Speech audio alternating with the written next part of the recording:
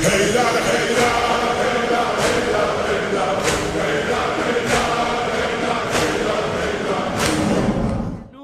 علي ظاهر يلمع أزهى من الشمس. علي ظاهر يلمع أزهى من الشمس التي تطلع. اعوذ باللہ السمیع العلیم من الشیطان الرجیم. بسم اللہ الرحمن الرحیم. اللہم قل ولیک الحجۃ ابن الحسن صلواتک علیہ وعلی آبائہ فی ہذہ الساعۃ وفی کل ساعہ ولیا وحافظا وقائدا وناصرا ودلیلا وعینا حتی تسکنوا ارضک طوعا وتمتعوا فیہا طویلا. رب صلی علی محمد وآل محمد وعجل فرجہ. ناظرین السلام علیکم ورحمۃ اللہ. آپ سب کو عید غدیر بہت بہت مبارک ہو. آئیے ہم سب مل کر اس عید اکبر کی مبارکباد تمام انبیاء علیہ السلام، تمام ائمہ علیہ السلام اور خصوصاً فاطمۃ الزہرا سلام اللہ علیہا کی خدمت میں ایک صلوات کے ساتھ پیش کریں. اللہم صلی علی محمد وآل محمد وعجل فرجہ. عزیزوں، دی اسٹرانگ روپ کی جانب سے ہم ایک مرتبہ پھر حاضر ہوئے ہیں ایک نئی سیریز کے ساتھ جس کا نام ہے اعتراضات غدیر. جیسا کہ آپ بخوبی جانتے ہیں کہ منافقین طرح طرح کے اعتراضات غدیر کو لے کر پیش کرتے ہیں تاکہ وہ کسی طرح سے علی علیہ السلام کی امامت اور منزلت کو کم کر سکیں یا مٹا سکیں. تو اس سیریز کے ذریعے ہماری کوشش رہے گی کہ ہم وہ اعتراضات آپ تک پہنچائیں اور ساتھ ہی ساتھ اس کے جوابات قرآن اور روایت کے ذریعے آپ تک پیش کریں. آئیے بڑھتے ہیں اپنے پہلے اعتراض کی طرف، جو کہ کچھ اس طرح سے ہے کہ مسلمانوں کی ہمیشہ سے دو عیدیں تھیں، ایک عید الفطر اور دوسری عید الاضحیٰ جسے عید القربہ بھی کہتے ہیں. تو یہ تیسری عید جو کہ عید غدیر کے نام سے منائی جاتی ہے، یہ ایک بدعت ہے اور اس کی کوئی بھی اسلامی حیثیت نہیں. یہ اعتراض مخالفین کا ہے. آئیے دیکھتے ہیں کہ اس کا جواب کیا ہوگا. جواب دینے کے لیے ہمارے ساتھ ہمارے برادر قاسم ہیں. السلام علیکم ورحمۃ اللہ. خیریت قاسم بھائی؟ الحمدللہ محسن بھائی، آپ کو بہت بہت مبارک ہو. آپ کو بہت بہت مبارک ہو عید اکبر، عید غدیر. واقعی بہت خوشی ہو رہی ہے آپ سے مل کر، اور خصوصاً جب ہم آپ سے کچھ جواب بھی حاصل کرنا چاہتے ہیں تاکہ آپ جو ہے ناظرین کو بتائیں کہ یہ جو سوال ہے، جو اعتراض ہے کہ عید غدیر اس کی کوئی حیثیت نہیں، یہ ایک بدعت ہے، صرف ہمیں عید الفطر اور عید الاضحیٰ منانا چاہیے. تو آپ ناظرین کو بتائیں کہ واقعی عید غدیر کیا یہ اسلامی حیثیت رکھتی ہے یا نہیں، اور کیا اسے منانا چاہیے یا نہیں منانا چاہیے. اعوذ باللہ السمیع العلیم من الشیطان الرجیم. بسم اللہ الرحمن الرحیم. سب سے پہلے سرکار حجت عجل اللہ تعالیٰ فرجہ شریف اور تمام ناظرین کی خدمت میں اس عظیم عید اکبر کی مبارکباد پیش کرتے ہیں. ابو الحسن بھائی، جو سوال ہے اس کے حوالے سے چند باتیں آپ کے سامنے پیش کرنی ہے، اور اس کے ذریعے ناظرین کو بھی یا جو لوگ اس ایپیسوڈ کو دیکھ رہے ہیں ان کے سامنے چند باتیں بسم اللہ پیش کر کے یہ اعتراض کو واضح کرنا ہے کہ یہ اعتراض کیا واقعاً اعتراض ہے کہ زبردستی جو ہمارے مخالفین ہیں اس طریقے کا اعتراض کرتے ہیں. ضروری نہیں ہے ابوال بھائی کہ جو چیز علم میں ہو یا جو چیز علم میں نہ ہو وہ وجود نہیں رکھتی. دوسری چیز، ایک عجیب بات ہے کہ انسان اپنی ہر چھوٹی سی چھوٹی خوشی تو منائے، مگر جب اس کی زندگی میں کوئی بڑی خوشی آئے تو اسے نہ منائے. یہی مرحلہ عید اکبر عید غدیر کے حوالے سے کہ مسلمان تو تمام جو چھوٹی خوشیاں اسلام کے اندر ہیں وہ خوشیاں تو مسلمان مناتے ہیں، مگر جو اسلام کی سب سے بڑی خوشی ہے اس کو فراموش کر دیتے ہیں. عید غدیر عالم اسلام کی سب سے بڑی عید ہے، اور یہ سعادت ہمارے ورثے میں آئی ہے کہ یہ عید اول دن سے ہم اس عید کو مناتے چلے آئے. مسلمان ماہ رمضان میں بھی عید مناتا ہے، مسلمان حج کے بعد بھی عید مناتا ہے. رمضان کے روزے رکھے گئے, تشکر کے طور پر عید منائی گئی, جسے امت مسلمہ عید الفطر کے نام سے جانتی ہے. تکمیل حج ہوئی, سعادت حج ہوئی, جناب ابراہیم اور جناب اسماعیل کی یاد میں عید الاضحیٰ منائی, اور مسلمان اسے عید قرباں اور بقرہ عید کے نام سے بھی اس عید کو جانتے ہیں. حالانکہ ابو الحسن بھائی, رمضان میں روزے مکمل ہو رہے ہیں, دین مکمل نہیں ہو رہا, نعمتیں تمام نہیں ہو رہی ہیں. تو ابو الحسن بھائی, مسلمان ماہ رمضان کی عید بھی مناتا ہے, حج کے بعد بھی عید مناتا ہے. حالانکہ اگر آپ دیکھیں تو رمضان کے روزے مکمل ہوئے ہیں, رمضان میں دین مکمل نہیں ہوا, نعمتیں تمام نہیں ہوئی, لیکن اس کے بعد بھی امت مسلمہ متفقہ طور پر عید مناتی چلی آ رہی. دوسری طرف جو دوسری عید ہے, جو عید قرباں ہے, اس میں حج مکمل ہوا ہے, دین مکمل نہیں ہوا ہے, شریعت مکمل نہیں ہوئی ہے, نعمتیں تمام نہیں ہوئی, اور ایسی کوئی آیت بھی نہیں آئی ہے کسی حاجی کے کان میں کہ آج ہم تم سے راضی ہوں. لیکن یہ دونوں عیدوں کو اگر آپ دیکھیں تو نہ اس میں دین مکمل ہو رہا ہے, نہ اس میں شریعت مکمل ہو رہی ہے, نہ اس میں نعمتیں تمام ہو رہی ہیں, نہ کوئی ایسی آیت آ رہی ہے اللہ کی طرف سے کہ آج ہم تم سے راضی ہوں. لیکن آج کے دن جو عید اکبر, عید غدیر کا دن ہے, اگر اس کے بارے میں آپ دیکھیں تو اس کی خصوصیت یہ ہے کہ اس دن رمضان کے روزے بھی اس میں سمٹ کر آ گئے, کعبے کا حج بھی اس میں سمٹ کر آ گیا, پوری کی پوری شریعت محمد مصطفیٰ صلی اللہ علیہ وآلہ وسلم اس دن جو آج کا دن ہے عید غدیر کا, اس دن پورا کا پورا دین سمٹ کر آ جاتا ہے. آج کے دن نعمتیں تمام بھی ہو رہی ہیں.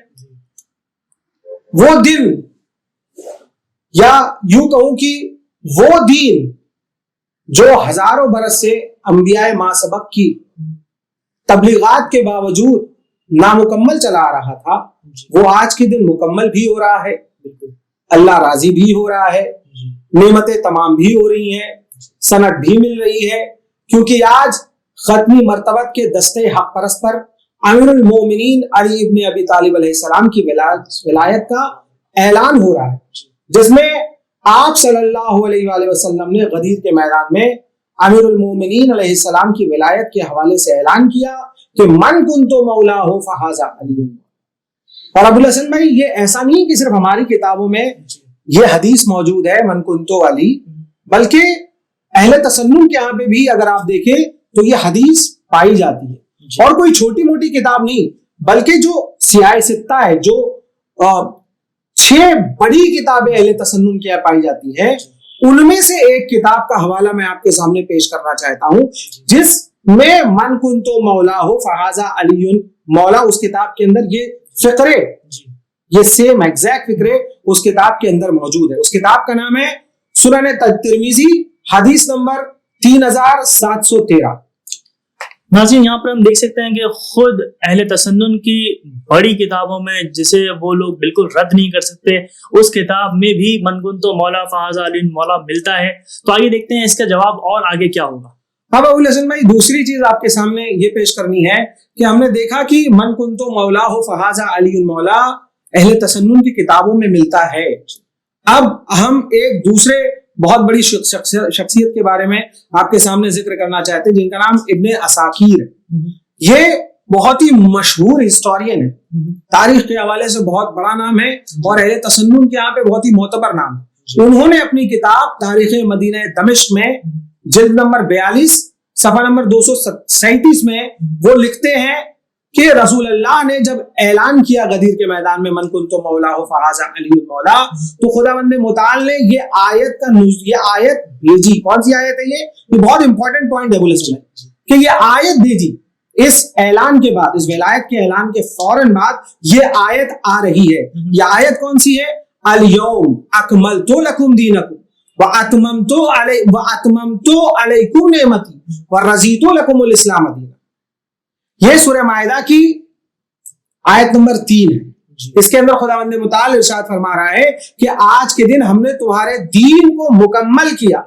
دیکھیے آج کے دن جملوں پہ آپ غور کریے, کتنے زبردست جملے اور کتنا آج کے دن کے حوالے سے اللہ تبارک و تعالیٰ کیا پیغام امت مسلمہ کو دینا چاہ رہا ہے کہ اللہ فرما رہا ہے اس آیت کے اندر کہ آج کے دن ہے میرے حبیب, آج کے دن ہم نے تمہارے دین کو مکمل کیا.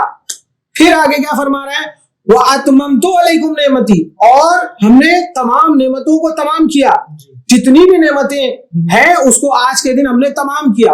اور آخری فقرہ بھی اگر آپ دیکھیں اس آیت کا تو بہت ہی زبردست فقرہ ہے, وَرَضِيتُ لَكُمُ الْإِسْلَامَ دِينًا, کہ اور آج ہم تمہارے دین سے راضی ہوئے.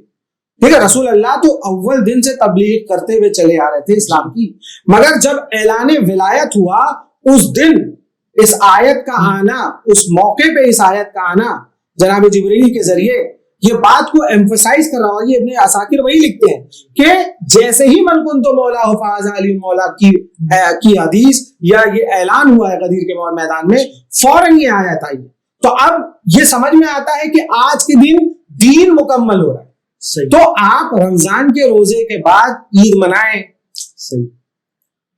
بقرعید جو آپ منا رہے ہیں وہ حج کے بعد آپ منائیں, وہ تو شریعت کا ایک ارکان ہے.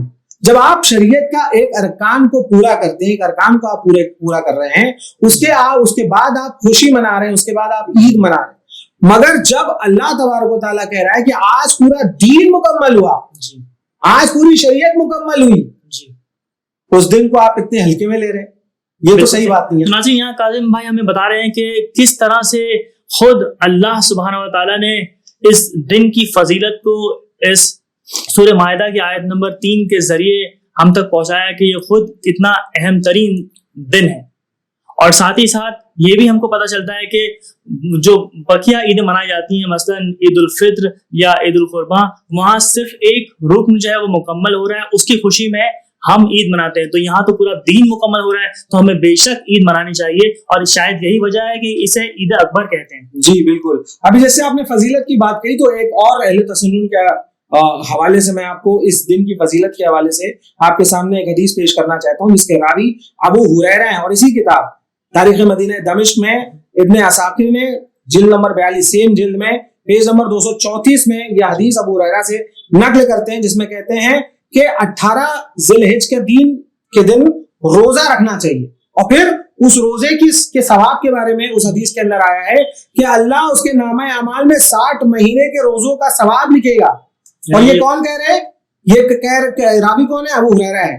ٹھیک ہے, تو یہ ابو ہریرہ جو ہے تسنن کے یہاں پہ بہت ہی معتبر راوی ہے. اور پھر اس کے بعد انہوں نے غدیر کے پس منظر سے اس حدیث میں باتیں لائی ہیں کہ اس دن 18 ذی الحج کے دن غدیر کا دن تھا, اور اس دن رسول اللہ نے امیر المومنین کے ہاتھ کو بلند کیا, اور یہی حدیث من کنت مولا فہذا علی المولا کو وہاں پہ غدیر کے میدان میں رسول اللہ نے لوگوں کے سامنے پیش کی. اور پھر اس کے بعد یہیں پہ بات نہیں ختم ہو رہی اس حدیث کے اندر, اس کے بعد یہ کہتے ہیں کہ مسلمانوں کے جو دوسرے خلیفہ وہ کھڑے ہوتے ہیں اس مقام پہ, اور کھڑے ہونے کے بعد کیا کہتے ہیں, بخن بخن ابن ابی طالب, یعنی خود انہوں نے علی علیہ السلام کے ہاتھ پہ بیعت کی اور انہیں مبارکباد پیش کی روز غدیر.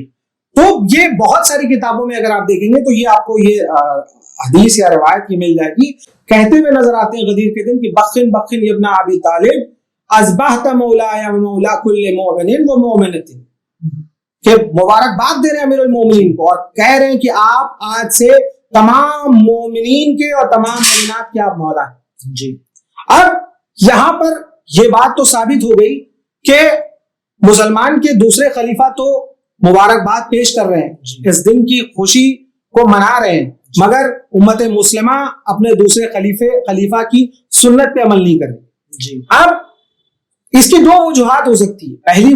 پہلی وجہ یہ ہو سکتی ہے کہ لوگ تاریخ اسلام سے ہو سکتا ہے کہ ناآشنا ہو, اور اس وجہ سے وہ اپنے خلیفہ کو فالو نہیں کرتے ہوں. دوسری وجہ یہ ہو سکتی ہے کہ وہ لوگ جان بوجھ کر اس حقیقت کو چھپا رہے ہیں. اب اگر کوئی اس حقیقت کو چھپاتا ہے تو اپنے دین کے ساتھ کھلواڑ کرتا ہے, وہ قرآن اور آل محمد کی, قرآن اور رسول اللہ کی حدیث پہ عمل نہیں کر رہا ہے. اب اس کے علاوہ ایک آخری روایت اسی کے حوالے سے اہل تسنن کی کتاب سے آپ کو پیش کرنا چاہتے ہیں، جس میں امیر المومنین امام علی علیہ السلام سے یہ پائی جا رہی ہے اس کتاب کے اندر، جس کے کتاب کے آتھر کا نام ہے ابن طلحہ شافعی. وہ اپنی کتاب مطالب السؤول میں پیج نمبر 79 میں یہ حدیث لے کر آتے ہیں، جس میں وہ انہوں نے اپنی اس کتاب میں لکھا ہے کہ امیر المومنین نے خود اپنے اشعار میں غدیر خون کو عید کے طور پہ یاد کیا. تو یہ بالکل واضح ہو جاتا ہے کہ خود جو ہے وہ واقعی عید غدیر جو ہے یہ عید ہے. ہاں، عید اکبر ہماری کتاب نہیں ہے، یہ اہل تسنن کی کتاب میں ہے، جس میں وہ خود کہتے ہیں کہ امیر المومنین نے اپنے اشعار جو امیر المومنین اشعار جو امیر المومنین کے ہیں، اس کے اندر امیر المومنین نے آج کے دن کو عید کہا ہے.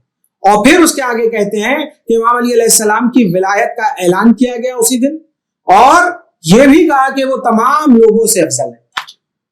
تو یہاں پہ اگر ہم دیکھیں، چاہے وہ ابو ہریرہ کی روایت ہو، چاہے وہ ابن طلحہ شافعی کی اس کتاب سے ہو، اس بات سے واضح ہوتا ہے کہ اس دن میں لوگوں نے مبارکبادیں بھی پیش کی ایک دوسرے کو، اور امیر المومنین نے اس دن کو عید کے طور پہ بھی یاد کیا ہے.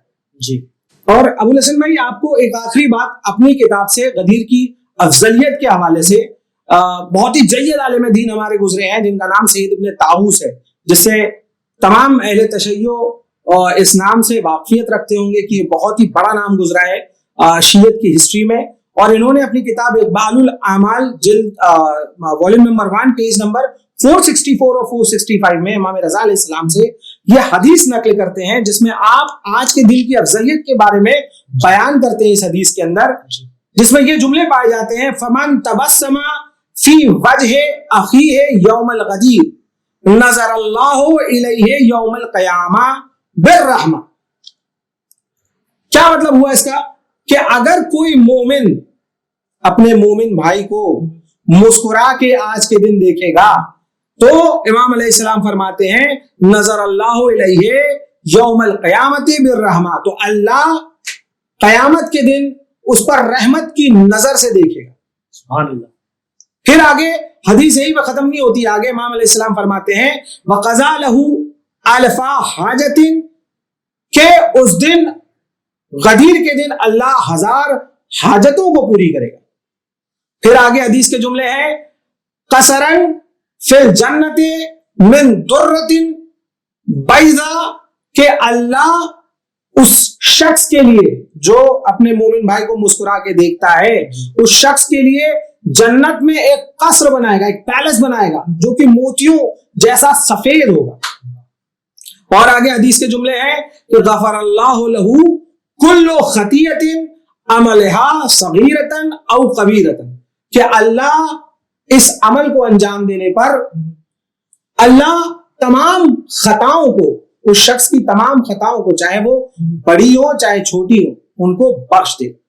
سبحان اللہ. اتنی زیادہ اس دن کی فضیلت کے حوالے سے ہماری کتابوں میں بھی روایتیں پائی جاتی ہیں. تو یقیناً جب اتنی فضیلت ہے، ابو ہریرہ کی بھی ہم نے وہ حدیث دیکھی جو انہوں نے نقل کی ہے، اور ہماری کتابوں میں بھی جو ہم نے دیکھا، تو اتنی زیادہ فضیلتیں جب کتابوں میں پائی جا رہی ہیں، روایتوں میں پائی جا رہی ہیں، تو یقیناً ہمیں آج کا دن جو ہے بہت ہی ہمارے لیے خوشی کا دن ہے، اور یقیناً یہ عید اکبر ہے.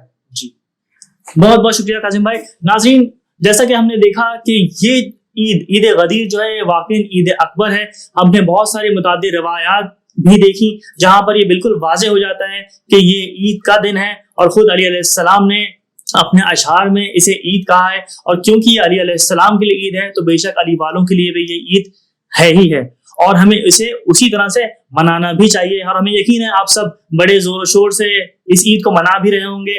اور جیسا کہ ابھی ہم نے ایک حدیث کو بھی دیکھا کہ اگر کوئی ایک مومن دوسرے مومن بھائی کو مسکرا کر دیکھے تو اسے بھی اتنا زیادہ ثواب ملے گا، اللہ رحمت کی نظر سے اسے دیکھے گا روز قیامت. تو کیوں نہ ہم بھی اس دن کا پورا فائدہ اٹھائیں، اپنے زیادہ سے زیادہ بھائیوں سے ملیں اور انہیں خوشی سے ان کی طرف نظر کریں، اور ساتھ ہی ساتھ جتنا ہو سکے اپنے گھر والوں کو بالکل اچھی طریقے سے ٹریٹ کیا جائے، انہیں تحفے دیے جائیں، اور اس دن کو واقعی اتنے اچھی طریقے سے منایا جائے کہ تمام کائنات میں لوگوں کو پتہ چل جائے کہ یہ واقعی عید اکبر ہے.